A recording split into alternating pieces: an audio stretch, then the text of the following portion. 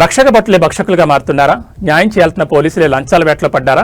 మహబూబాబాద్ జిల్లా చిన్నగూడూరు మండలంలో ఎస్ఐ తీరు ఇప్పుడు జిల్లా వ్యాప్తంగా చర్చనీయాంశంగా మారింది. ఇసుక ర్యాంప్ డీల్ వ్యవహారంలో తలదూచిన ఎస్ఐ ఏకంగా ₹1,00,000 లంచం డిమాండ్ చేసిన ఉదంతం వెలుగులోకి వచ్చింది. చిన్నగూడూరు మండలంలో ఇసుక రవాణాకు సంబంధించి ఒక డీల్ కుదుర్చుకోవడానికి ఎస్ఐ ₹1,00,000 డిమాండ్ చేసినట్లు ఆరోపణలు వస్తున్నాయి. ఇందులో భాగంగా ఇప్పటికే ₹20,000 బాధితులు ఫోన్ పే ద్వారా పంపగా మిగిలిన ₹80,000 3 రోజుల్లో ఇస్తామంటూ జరిగిన సంభాషణకు సంబంధించిన స్క్రీన్ షాట్లు ఇప్పుడు సోషల్ మీడియాలో చక్కర్లు కొడుతున్నాయి. అయితే ఈ అన్యాయాన్ని ఎండగొట్టేందుకు మీడియా ముందుకొచ్చిన బాధితులు అంగోత్ బాలకృష్ణ దంపతులను పోలీసులు అరెస్ట్ చేయడం తీవ్ర ఉద్రిక్తతకు దారితీసింది.